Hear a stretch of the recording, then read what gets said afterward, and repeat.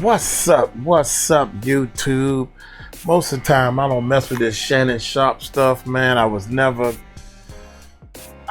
looked at Shannon Sharpe as just so happened to be somebody that got this podcast. Cat Williams came on and said, well, we're going to use this guy so I can do my little dealings with. And next thing you know, he blew up. I don't like the fact that Shannon Sharpe is trying to date people that should be his granddaughters. Don't like that, man. I don't think people should be doing. I mean, he's straight up trying to make her. I mean, you're a normal. Ain't even trying to keep it undercover. Yeah, this gonna be my girlfriend. The one I prayed around to everybody. The big age gap difference.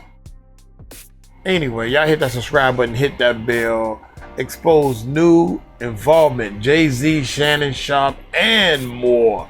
Hit that subscribe button, hit that bell. Hey, Ticket TV, baby. Shout out to you. Let's check it out. Here we go.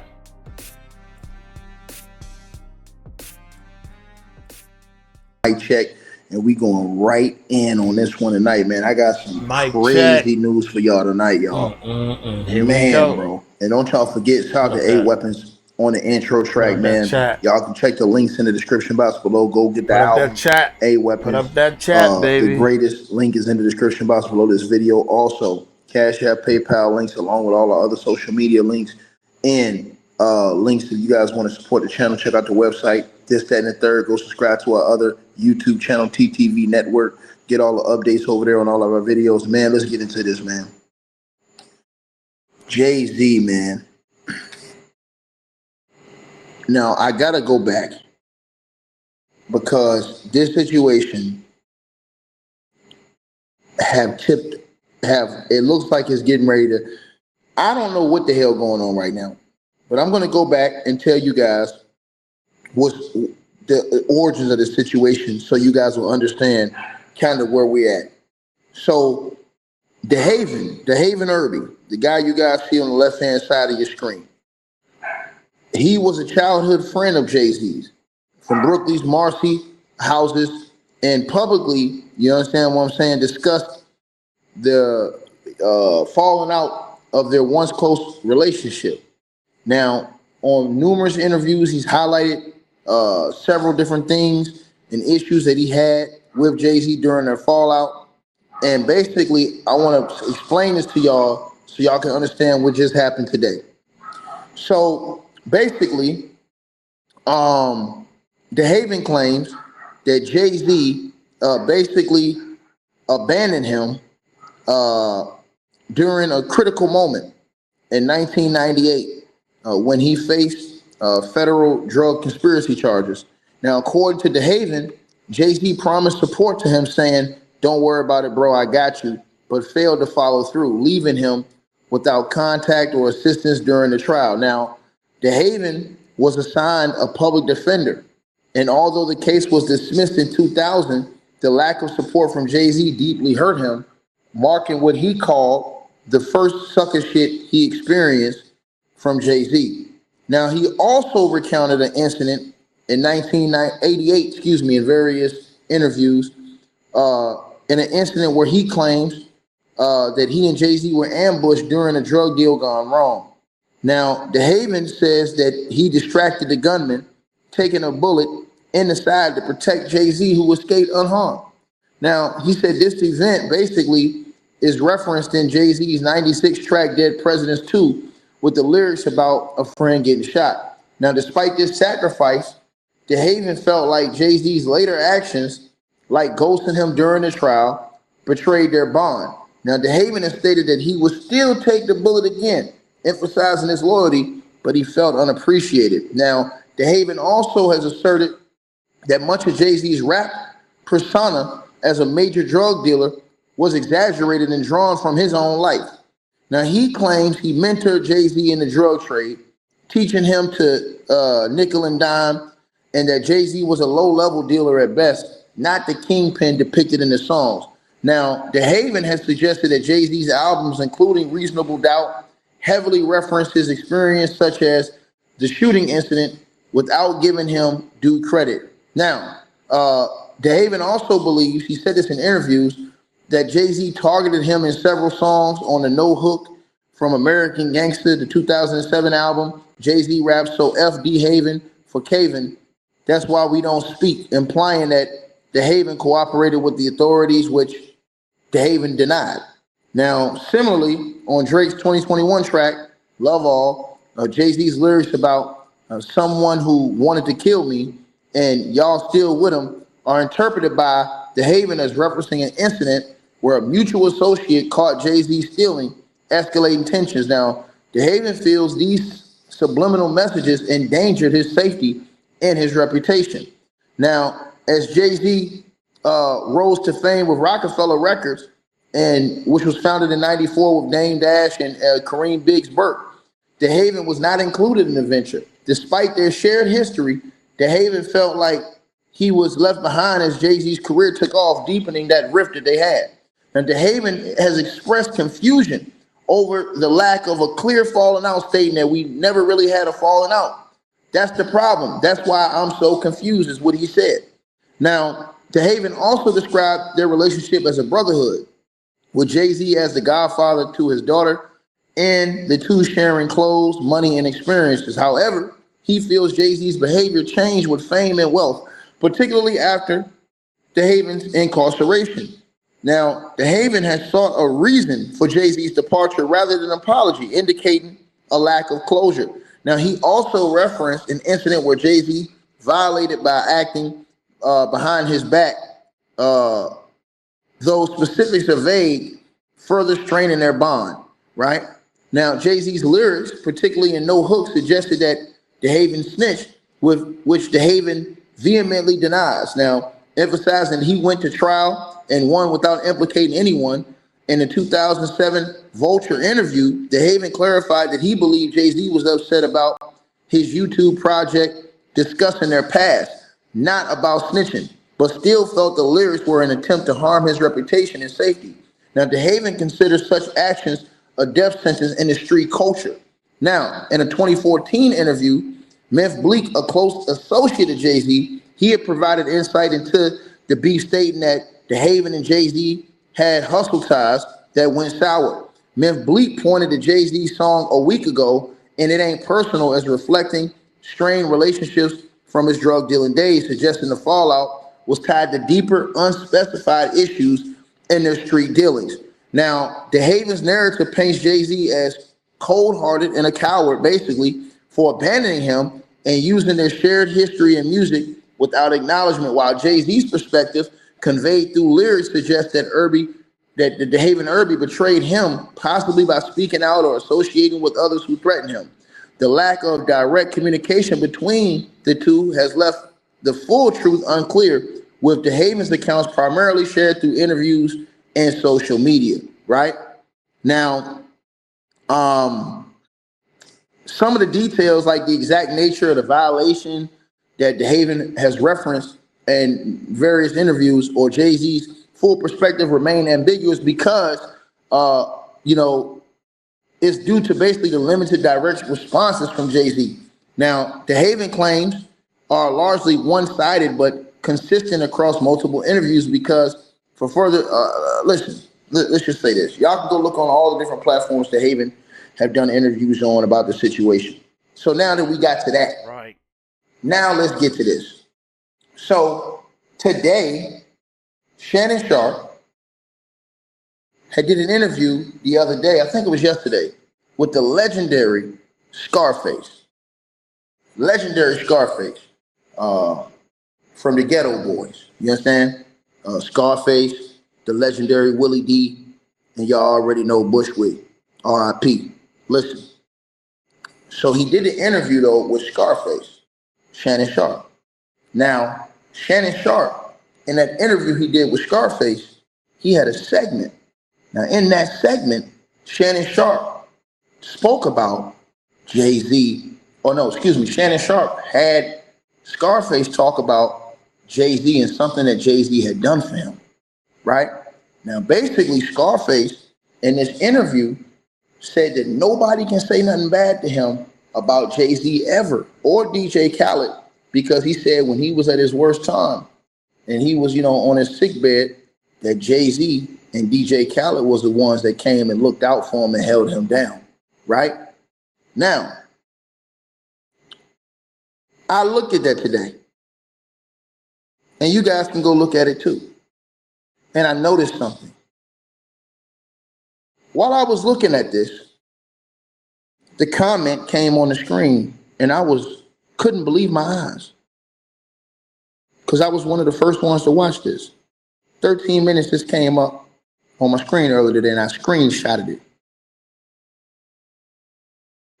Shannon Sharpe cut this interview up like he does. He cuts it in parts after he do the whole interview.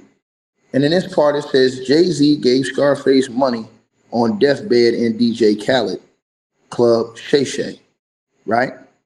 Now, as you guys can see,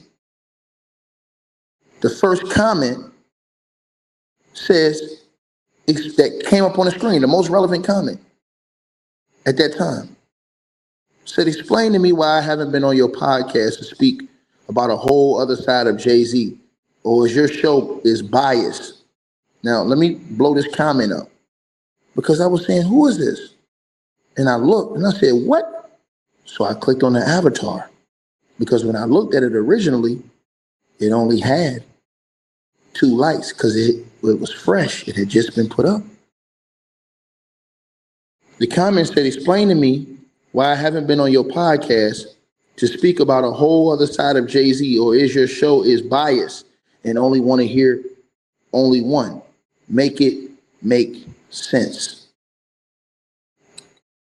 So I said, who is that? So I clicked on the avatar. And lo and behold, when I clicked on that avatar, it was DeHaven. DeHaven Irby, his official YouTube channel. Wow. He want that smoke with Shannon Sharpe over, however, his reporting has went down over coverage of Jay-Z on his channel. And I had to go check it. I said, let me check this. It really was his channel. DeHaven, Feel Away, with Shannon Sharpe and his reporting or his interviews and how I guess they're depicted, how Jay-Z has been depicted, I guess, in those interviews, right? Once again, DeHaven, and I caught this because I was watching this part right here, and I caught it. And he said, explain to me why I haven't been on your podcast to speak about a whole other side of Jay-Z, or is your show is biased and only want to hear one? Make it make sense. And like I said, I clicked on that avatar. And as you guys can see, the official channel, that's all DeHaven's. That's not a troll channel. That's his real YouTube channel with his real content on there. And I said, damn, why would he go at, he must really want this smoke right here. He must really got something to get off his chest on this situation, because he was watching Shannon. And that part specifically, I don't know if it's that part, but he commented on that part. Now, I didn't see the other parts to see if he commented on the other parts. And I didn't see if there was other parts of this interview where Scarface spoke about Jay-Z. But in this part, and you guys can go check out this part. In this part, Scarface started this segment right here. And the first thing he said in this segment was something like, yo, can't nobody tell me nothing bad about Jay-Z or DJ Khaled. He said when he was at his worst, they shot him something and sent him something to support him.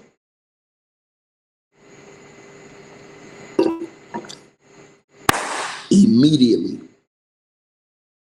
DeHaven popped up in that comment section. I gave you the history of DeHaven and Jay-Z, so you would understand and have a full understanding of who DeHaven is if you don't know already, and why he would be commenting. It seems like he has something he want to get off his chest on Shannon Sharpe's show. Now, I don't know if he's tried to get in contact with Shannon Sharpe to get an interview on Club Shay Shay or what, but it seems like he feel a way and that he want to put his story out on that platform, right?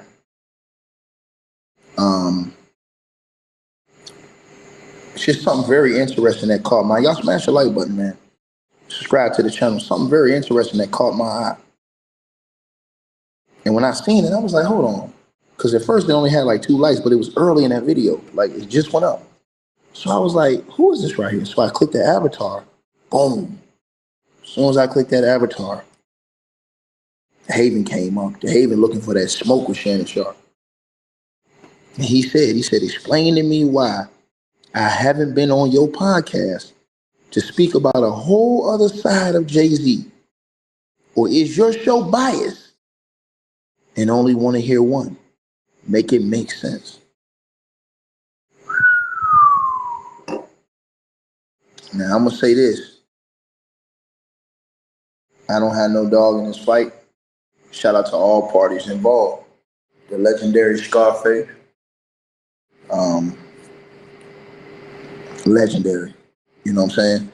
And even though I, feel like Shannon Sharpe just, his ass been on cap.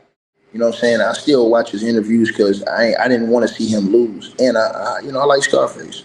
You know what I'm saying?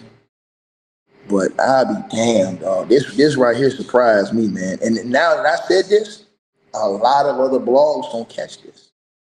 And I was just thinking to myself, why that boy DeHaven is itching to say something about this whole, I guess, on Shannon's platform. I don't know. I haven't watched. Maybe DeHaven has seen other interviews he did pertaining to Jay-Z, and he feels like, hey, man, you only pushing this side. You ain't interviewing nobody that's going to say nothing else. I don't know if that's what he's trying to say, because that's kind of what he said right there. But I ain't missed that. And when I clicked that avatar, I'll be damned. It was DeHaven. Man. And maybe if you go over there, that comment is still up now. That interview probably got a lot more views from when I screenshotted this earlier today. But it's this part right here. You can go right to Club Shay Shay. Jay-Z gave Scarface money on deathbed and DJ Khaled. You can go right and look at that video.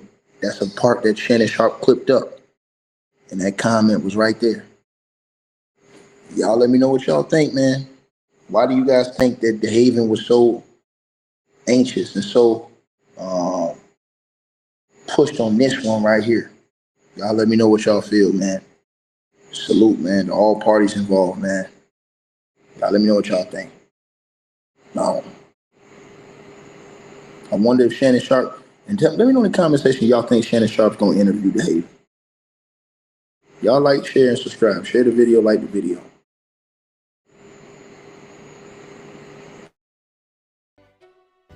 I don't think he'll do nothing. I don't think Shannon is fickle, man, and Shannon is not gonna give this guy any flowers. He ain't gonna give him his platform.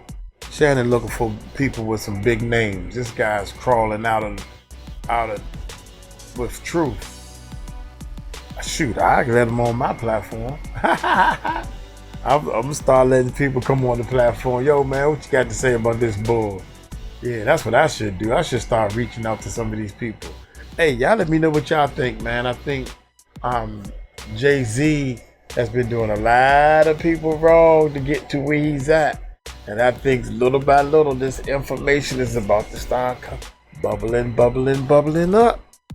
Y'all let me know what y'all think, man. Hey, let me know if you're an ender. Don't forget, man, check out the end card somewhere around in here or whatever, where you can actually subscribe to our other channel, man, Before the Stage. Go check that channel out. Take it light, take it slow. Tell them Uncle Mike told you so. Peace out.